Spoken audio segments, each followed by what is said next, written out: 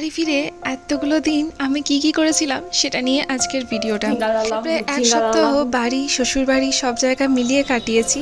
আর আমি রামপুরা স্টেশনে যখন নেমেছিলাম সে আনন্দ কিছু আলাদাই ছিল। আর সকাল সকাল নিজের বানানো এক কাপ চা আমার সব থেকে বেশি প্রিয়।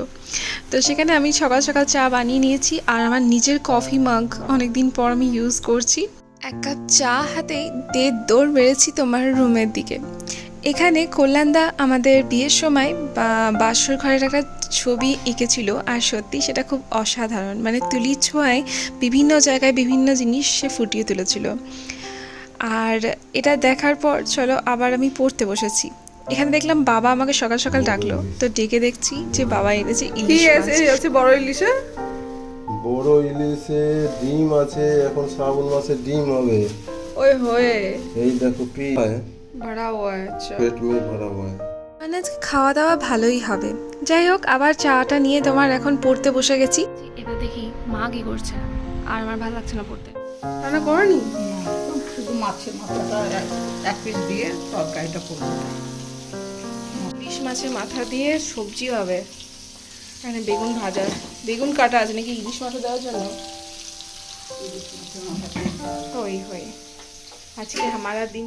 একটু কুকিং না শেয়ার করলে আমার ভালো লাগে না, তো এখানে আমি সর্ষে বাটাটাকে তোমার ছেঁকে নিয়েছি আর একটু সর্ষে পোস্ত একসাথে বেটে নিয়েছি। একদমই অল্প, দেখতেই পাচ্ছ মানে কড়াইয়ে প্রায় তেল নেই, তো এরকম তেলের মধ্যেই আমি আজকে ভেবেছিলাম ইলিশ মাছটা রান্না করব, যাতে একদম তেলটা কম প্রয়োগ হয়। যাই হোক, তোমার লাস্টে আমি ওই বেগুন টেগুন ভেজে ওর মধ্যে তোমার দিয়ে দিয়েছি ওই বাটাটা। আর এখন তোমার ঝোল হয়ে যাওয়ার পর যখন জলটা ফুটে উঠেছে তখন ইলিশগুলো দিয়ে দিয়েছি, আর ওপর থেকে অনেকটা কাঁচা তেল দিচ্ছি।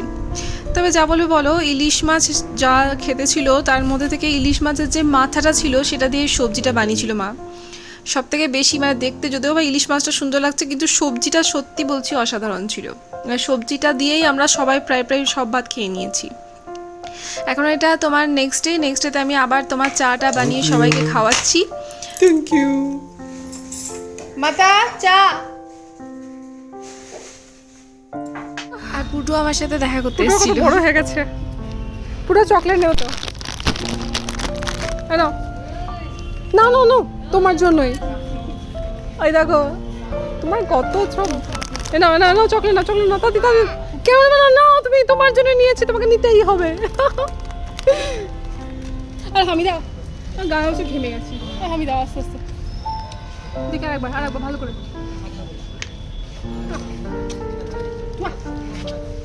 আজকে এক্সাম আছে তোমার? আজকে যাচ্ছে 7 দিন শরীর খারাপ ছিল, সেই দিন থেকে শরীর খারাপ, জ্বর হঠাৎ করে। জ্বর তোমার? ও জ্বর তাহলে আমি আরেকবার আমাকে দেখা করো, ঠিক আছে? এটা খাওয়া দাওয়া আমি স্কুল থেকে দেখা করলে হবে, খালি তোমার সাথে গল্প করবো আমি। বাহ বেশ, টাটা বাই বাই। আরো ভালো করে দেখা করবো বিকেলবেলায়, দেখা করবো আমার সাথে, ঠিক আছে? আমি ভাবছি হয়তো চলে গেছে, আমি বলছি ম্যাম কোথায় নেই, আজকে বলছি দেখ বোধহয় সোমবার বা মঙ্গলবার চলে যাবো বলছি। না আমি এই এত আনন্দের মাঝেও বরটা আমাকে যেমন মিস করছিল, আমিও ওকে বড্ড মিস করছিলাম। তাই আমরা বেশিরভাগ ক্ষেত্রে ভিডিও কলে খুব কানেক্টেড ছিলাম। এখানে ও ফল কিনছে নেক্সট দিন সোমবার ছিল বলে। আর এই দেখো ওর খাওয়ার কায়দে, এখানে হাতা নয়, হাতাটা হয়ে গেছে চামচা, আর ও চামচাতে করে ডাল খাচ্ছে।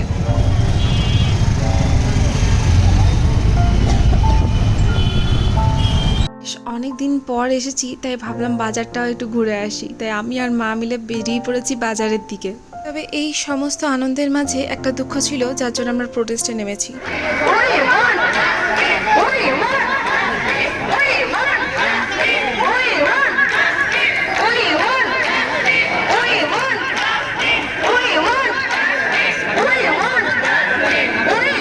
মায়ের কাছে ফিরতে পারলাম, কিন্তু আর এক মেয়ে তার মায়ের কাছে আর ফিরতে পারল না।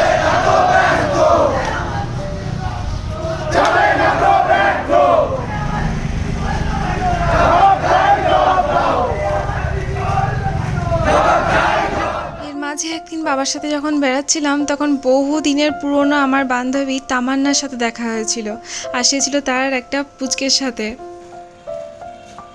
আসছে, দাও আমাকে দাও, দেখি একবার দুজনে ভিডিও করে নি।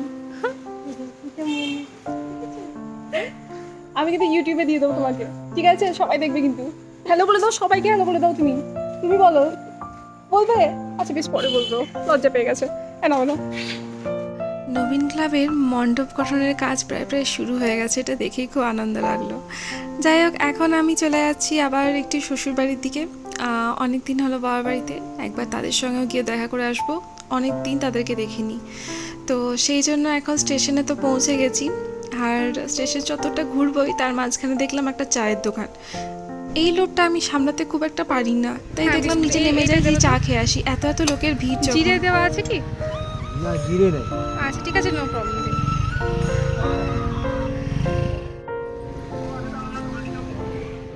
চলেছি এখন বাউলের দেশে, গানের দেশে। মাঝে একবার দাঁড়িয়ে আমরা মিষ্টি নিচ্ছিলাম, এখানে কিন্তু মিষ্টিগুলো বেশ ভালো, কিন্তু দামে বেশ কম ছিল। তারপর আবারও তোমার পাড়ি দিয়েছি ওইদিকেই, বাউলের গানের দিকে, বাউলের রাস্তায়। আমি জানি আমার বরের এই জায়গাটা দেখলেই হয়তো মনটা আকুলে উঠবে, এমনিতেই বেচারা খুব আকুলে উঠেছে, কবে বাড়ি যাবে। পুজোতে হয়তো চলে যাব আমরা। তো চলো, মন্দিরটা পেরিয়ে গেছি, এটা মনে হয় ও দেখলে সব থেকে আনন্দ পাবে। আর এখন রয়েছে বাড়ির গেট, এই গেটটার দিকে মনে হয় ওর মনটা প্রচণ্ড কাড়ছে, তাই আমি আরও ভাই, এগুলো ক্যামেরা বন্দি করে কেমন নিয়ে আছো? যাচ্ছি। ও দেখবে, ওরও মনটা ভালো হয়ে যাবে। এদিকে রয়েছে বাবা আর পিতা, আর এখন আমি আরেকজনকে দেখাবো।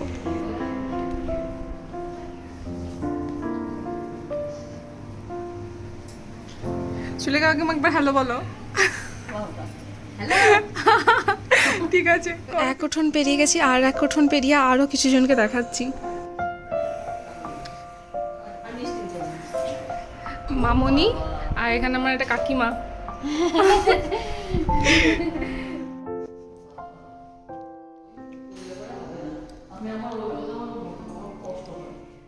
কি?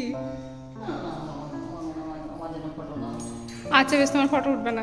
মা আর ছেলে দুইজনেই একই, এরা ভিডিওতে একদম আসতে চায় না। তবে এবার আমি দেখাচ্ছি আমার বেডরুমটা। আমার বিয়ের পরবর্তী সময়ে আমি যেহেতু বেরিয়ে চলে এসেছিলাম, এই সমস্ত কিছু আমাকে ছেড়ে আসতে হয়েছিল। তবে আমার এটা খুব পছন্দের ঘর এই কারণেই, এই প্রতিটা যা জিনিস দেখছো সেটা আমি, আমার বর এবং আমাদের পরিবারের আরও অন্যান্য লোকেরা মিলে খুব, বলতে গেলে যত্ন সহকারে এগুলো বানানো হয়েছে। আমি জানি না কার কীরকম লাগবে, কিন্তু আমার সব থেকে পছন্দের কিছু জিনিস এগুলো। সবার প্রচুর প্রচুর প্রচুর মেহনত আছে এর মধ্যে, চুজ করাটাও একটা ডিফিকাল্ট জিনিস।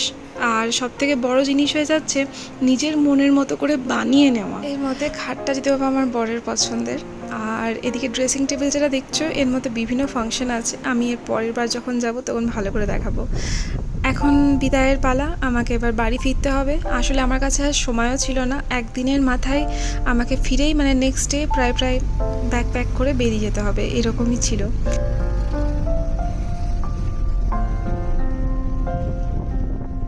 এখানে আমি অনেকগুলো চকলেট অর্ডার করেছিলাম, মানে সেই সময়টা ছিল রাখির, আর ভাই, দাদা এবং আরও কিছু জনের জন্য। যাই হোক, আমি অনেকগুলো চকলেট নিয়েছিলাম। এগুলো সব হ্যান্ডমেড চকলেট, আর আমি যার কাছ থেকে চকলেটগুলো নিয়েছিলাম তাকে যদিও বা থ্যাংক ইউ বলা হয়নি, বাট সত্যি বলছি তার প্রতিটা চকলেট খুব সুন্দর ছিল। এখানে আমি ওনাকে রিকোয়েস্ট করেছিলাম যে আমার জন্য যেন দুটো রাখিও উনি সেন্ড করে দেন, তো দুটো রাখি উনি পাঠিয়ে দিয়েছেন। এদিকে আমি থালাটাও রেডি করে নিয়েছি, আর এই সকাল সকাল ওনাকে ঘুম থেকে উঠিয়ে এখন ওনার রাখি পরানো হচ্ছে। দেখতেই পাচ্ছ মুখটা পুরো ফুলে আছে এত সকাল সকাল ঘুমের মুখে। যাই হোক, কিছু করার ছিল না, কারণ আমাকে স্টেশনে পৌঁছতে হবে।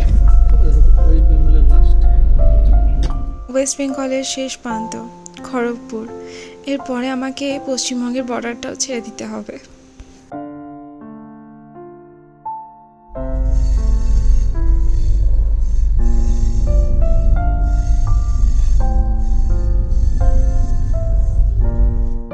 এই একা একা যাওয়া, একা একা আসার মাঝে আমি অনেক কিছু দেখলাম, অনেক কিছু শিখলামও। একা গেলে অনেক কিছু জানা যায়, সত্যি কথাই।